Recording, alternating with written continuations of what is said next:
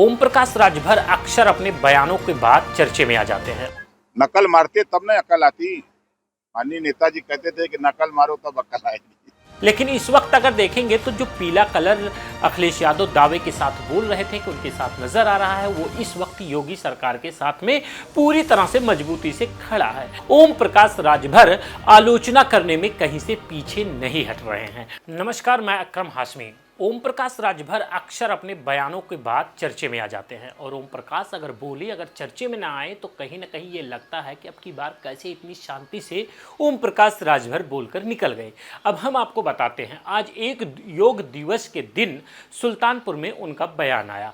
पर्यावरण पार्क में योग दिवस का कार्यक्रम चल रहा था। कार्यक्रम के दौरान जब उन्होंने बयान दिया, बयान देने के बाद एक बार फिर से ओम प्रकाश राजभर चर्चे में आ गए। इस वक्त ओम प्रकाश राजभर भारतीय जनता पार्टी की सरकार में, यानी उत्तर प्रदेश की सरकार में कैबिनेट मंत्री भी हैं। और कैबिनेट मंत्री होने से पहले जिस वक्त 2022 का चुनाव चल रहा था, अगर उस दौर की बात करें तो वो अखिलेश यादव के साथ में नजर आ रहे थे। अखिलेश यादव भी अक्सर अपने बयान में ये बोला करते थे कि लाल और पीला कलर आप देख सकते हैं एक साथ नजर आ रहा है। लेकिन इस वक्त अगर देखेंगे तो जो पीला कलर अखिलेश यादव दावे के साथ बोल रहे थे कि उनके साथ नजर आ रहा है, वो इस वक्त योगी सरकार के साथ में पूरी तरह से मजबूती से खड़ा है। और इतना ही नहीं, बल्कि अखिलेश यादव की जितनी आलोचना हो पा रही है उसी तरीके से मजबूती के साथ ओम प्रकाश राजभर आलोचना करने में कहीं से पीछे नहीं हट रहे हैं। आपको बताते चले, इस वक्त सबसे बड़ा बयान उनका आ गया है। उन्होंने बयान देते हुए साफ तौर पे कहा कि नकल करने के लिए अकल चाहिए। ये किसने बताया है? ये नेताजी ने बताया है। नेताजी का मतलब ये था कि उत्तर प्रदेश में अगर किसी को नेताजी माना जाता था तो वो कहीं ना कहीं जो नेताजी का उपाधि दी गई है, वो उपाधि स्वर्गीय मुलायम सिंह यादव के नाम से दिया गया है। तो उनकी तरफ वो इशारा करते हुए उन्होंने साफ तौर पर बताया कि नकल करने की अकल की ज़रूरत होती है, जो अकल अखिलेश यादव के पास नहीं है। ये ओम प्रकाश राजभर ने बताया। तो इससे ये साबित हो गया कि अकल की जब बात आती है तो अखिलेश यादव के पास अकल नहीं है। ये मैं नहीं कह रहा हूँ, ये ओम प्रकाश राजभर कह रहे हैं कि अकल के मामले में अखिलेश यादव पीछे हैं। लेकिन अब पता ये नहीं चलता कि 2022 का जब चुनाव चल रहा था उस दरमियान उनके अकल और नकल की जो नीयत थी उसको साफ तौर पर ओम प्रकाश समझ पाए थे कि नहीं समझ पाए थे, उनके साथ नजर आए थे।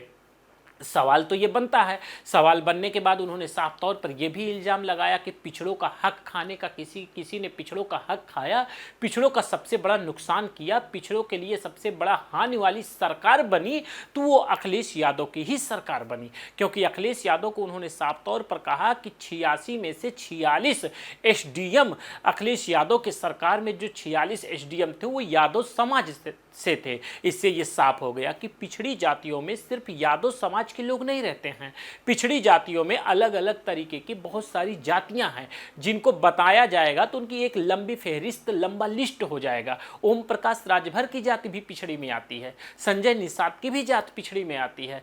तो बहुत सारी जातियां जो है वो पिछड़ी में आ जाती हैं। तो कहीं ना कहीं जो 86 से 46 एसडीएम यादव समाज के थे तो उन अधिकारों में कहीं ऐसा तो नहीं था ओम प्रकाश राजभर का कहने का नियत की निषाद का हो गया, राजभर का हो गया, मौर्य का हो गया, इन सब जातियों का हक यादव समाज को दे दिए।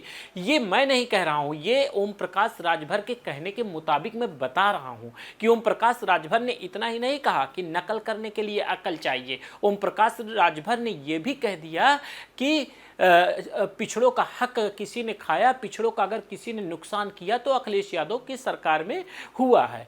इतने पर ही नहीं रुके। ओम प्रकाश राजभर ने तो यहाँ तक बोल दिया, अगर दोनों का कंपैरिजन किया जाता है, एक तुलना किया जाता है मायावती सरकार की और अखिलेश यादव की सरकार की, दोनों में अगर बात किया जाता है तो 22% आरक्षण अगर किसी ने दिया था तो वो आरक्षण मायावती ने दिया था। यानी मायावती की कहीं ना कहीं से ये तारीफ ही कहा जाएगा।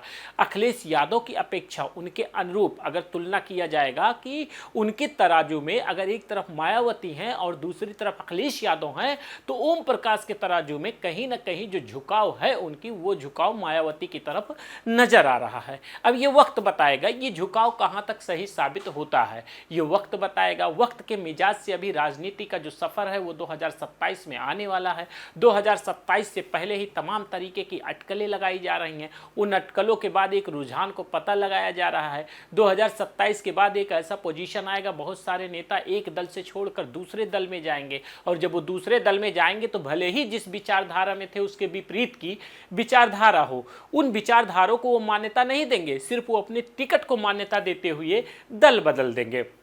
अब एक और बात उन्होंने बोली, सबसे बड़ी बात, जब उनसे एक सवाल किया गया एजुकेशन को लेकर के, स्कूल को बंद को लेकर के कि स्कूल बंद है, इतनी स्कूलें प्राइमरी प्राथमिक स्कूलें बंद चल रही हैं, तो उन्होंने कहा कि ये बच्चों के एजुकेशन के भविष्य के बेहतर के लिए बंद चल रहा है, कुछ बेहतर होने वाला है। यानी लोगों को एक उम्मीद उन्होंने दे दिया। उत्तर प्रदेश के कैबिनेट मंत्री में सरकार में है।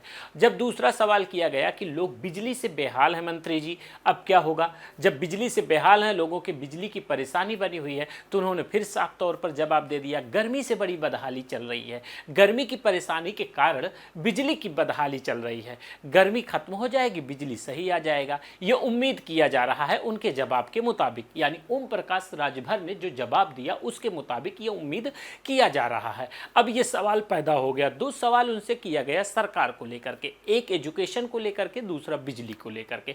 दोनों उन्होंने जवाब दे दिया, एक तरफ गर्मी का कारण बताया, दूसरी तरफ एक उम्मीद दिया कि शिक्षा और बेहतर होने वाला है। और जो उन्होंने अगर सबसे ज्यादा अपने मीडिया से बात करने के दौरान उन्होंने सबसे ज्यादा अगर किसी का आलोचना किया तो वो आलोचना उन्होंने अखिलेश यादव का किया, यानी समाजवादी पार्टी का उन्होंने सबसे ज्यादा आलोचना किया। इस तरह के अपडेट के लिए लगातार बने रहिएगा आप भी हमारे साथ और देखते रहिए इंडिया न्यूज यूपी यूके।